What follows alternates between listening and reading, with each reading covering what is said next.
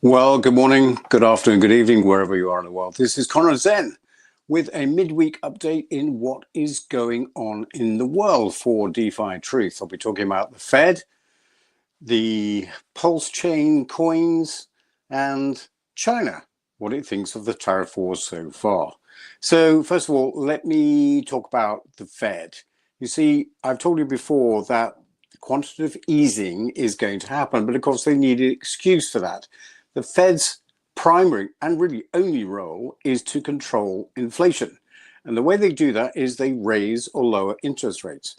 That's it. It's as simple as that. That's all that they do. That's all the tools that they have available to them. So when interest rates are going up, they are supposed to be controlling inflation. Now, what that means is inflation is about 20% higher than it was this time last year in real terms, not 2%. But anyway, interest rates should be continued to go up. But that doesn't fit Donald Trump's economic plan. He has to have interest rates come down. So the Fed needs a viable excuse to what that should be. And let me show you something. I don't know whether you're going to be able to see it on here, but for example, this is the consumer price index. Now, obviously, the consumer price index has been rising exponentially forever. That is, the cost of goods and services for us has just been going up. But just recently, we've had the CPI go down by about 0.1%. Well, I jest, but it's gone down a fraction. And so the Fed is using this data point as an excuse to lower interest rates, which is actually very good news for us because there's going to be lots more money sloshing around in the system looking for yield. And maybe the retail will also follow suit and look for crypto that produces yield. And of course, you all know that's PulseZen. So we can expect possibly to see an inflow of cash from there. So that is the first story that I want to share with you this morning, what's happening in the world of crypto. And of course, why does that bother us? Well, it bothers us because we want to see what's happening with our ecosystem in PulseChain. And I can tell you, as well as that news, the news is that there are some suspected wallets that have started trading the core coins. And I'm very pleased to say that Hex has risen today, so has Pulse on PulseChain. And I think that knock-on effect has actually come to PulseZen, where we're also seeing I mean, look at that graph. It just keeps going up and up and up, as it should do. So all in all, I think it's Tuesday morning for the rest of the world, and things are actually looking very rosy. But Conrad, you might say to me, what about the tariff wars? What's going on there? Well, I can tell you that China, sleepy old China, their economy is in bad shape.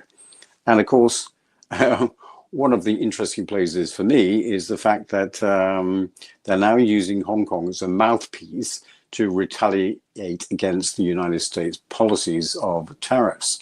And I think it's Xia Baolong. He should be called Xia Bao short. He's the head of affairs for Macau and Hong Kong, and he's now the de facto spokesman because Beijing don't really want to come out and say anything yet, because this is a very complicated scene. He's just a mouthpiece. He's just being told what to say, and he's trying to retort to the comments where J.D. Vance called them peasants or something. That wasn't a very good idea, Mr. Vance, but it's all part of a master plan, I'm sure. He's the bad cop, meaning Donald J. Trump might be the good cop. Is that possible? Anyway, this tariff war is very complicated.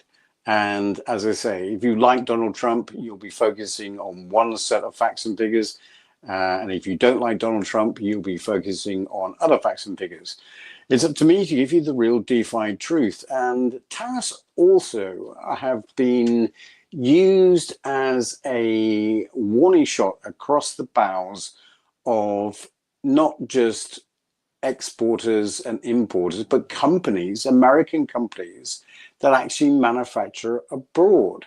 Who am I talking about? Well, there's lots of people, but Nike is another one. I mean, their shoes cost hundreds of dollars in the United States stores.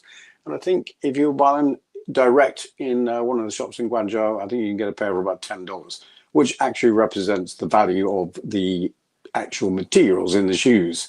And it's the Chinese who are actually making these shoes, and Nike are contracting them to make their shoes, and then they import them to places like America and sell them at that vast profit.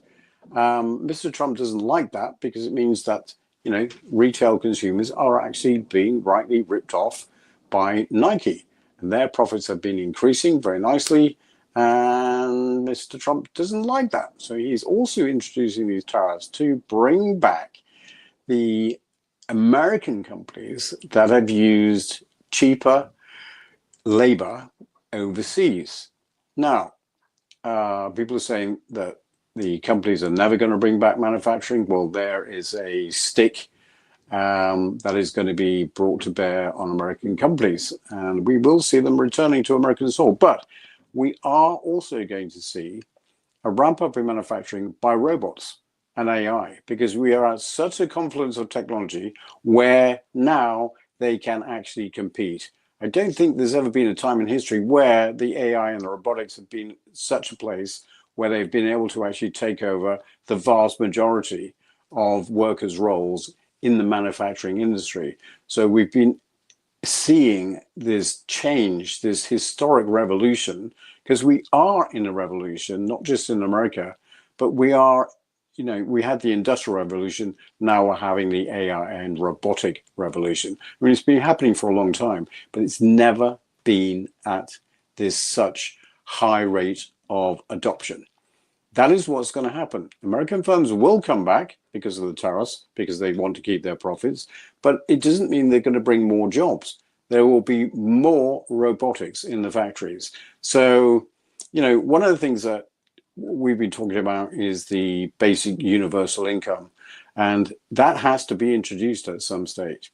Anyway, what does this all mean to you? It means that those of us in crypto are ahead of the game. We are seeing a complete revolution going on, and using DeFi, finance, as opposed to trad finance is going to be the best way to go. So it behoves you to learn about self-custody and about DeFi, because this is going to be prevalent to everyone in society. I mean, now they've introduced regulations for stable coins. I think it's a very bad thing because it gives an in to CBDC with all the bad things that entails for us as, the human race. I don't think it's a very good idea at all to have the population's wealth and money controlled by just a few. It should be free. The money that we have should be under our control. It's never been under our control until at this point in time of history. I mean, this is uncharted waters. You can go back in time and you can see monetary systems, you see how they worked, you see how they collapsed and how new ones were formed. But only this point of time in history have we been able to control our own money through DeFi. So it is inevitable that the millions and billions are going to come to this space. So we are only ever going to see up from here. How fantastic to be in a protocol, any protocol really, but especially, well, it was Hex, but Richard Hart has decided at the moment that interest on Hex isn't the priority, so you're not getting interest. But with PulseZen, you are getting, from day one, the yield. You are getting the PIF. As soon as you join and hold, you will get your fair proportion of that PIF from day one. And it just keeps paying you until you sell it. And, I suggest that you wouldn't sell the whole holding, you just sell the interest. And that can go on ad infinitum. I mean, this protocol is immutable. It's had 100% uptime. And we've been going for nearly 3 years. Now, the other thing that's happening, of course, is that the Pectra upgrade has been confirmed for May the 7th. Now, I don't want to go into all the details, but basically what that should mean is the price of Ethereum is going to go up. Therefore, the price of PulseZen on Ethereum is going to go up. and we are going to see lower gas fees. All in all, it's Tuesday, okay?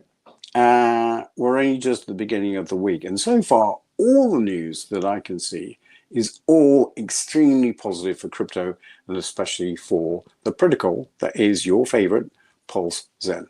So a very quick update from me. I'll talk to you in depth on Sunday for the next live broadcast, but I will be doing these short updates as and when it becomes necessary to make sense of what is happening in the macroeconomic world to the extent that we want to know, and in the crypto world to the extent we want to know how are we going to make more money.